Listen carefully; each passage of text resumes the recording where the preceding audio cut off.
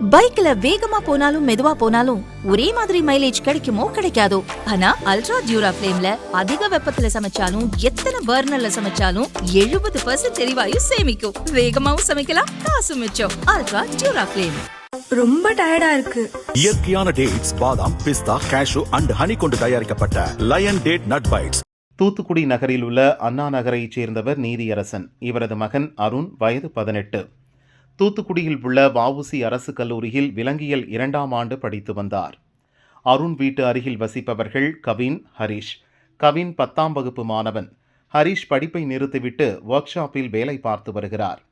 விடுமுறை நேரங்களில் இவர்கள் மூவரும் சேர்ந்து வீடியோ, போட்டோ எடுத்து இன்ஸ்டாவில் பதிவேற்றம் செய்து நண்பர்கள் வட்டாரத்தில் பரபரப்பை ஏற்படுத்துவது வழக்கம்.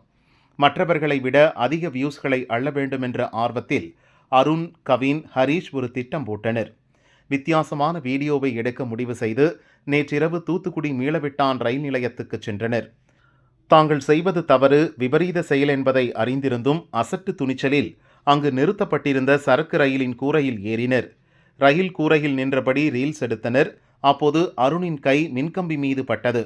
அருணுடன் ஒட்டியபடி நின்றதால் மற்ற இருவர் மீது மின்சாரம் பாய்ந்தது. மின்சாரம் தாக்கி மூவரும் ரயிலில் இருந்து தூக்கி வீசப்பட்டனர். தண்டவாளத்தில் வந்து விழுந்த கல்லூரி மாணவன் அருண் சம்பவ இடத்திலேயே இறந்தார்.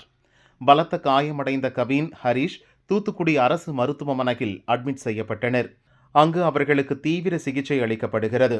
இச்சம்பவம் குறித்து ரயில்வே போலீசார் வழக்கு பதிவு செய்து விசாரணை நடத்தி வருகின்றனர். ரீல்ஸ் மோகத்தால் கல்லூரி மாணவன் உயிர் பறிபோன நிலையில் அவனது 2 நண்பர்கள் ஹாஸ்பிட்டலில் அட்மிட் செய்யப்பட்ட சம்பவம் தூத்துக்குடியில் பெரும் பரபரப்பாக பேசப்படுகிறது.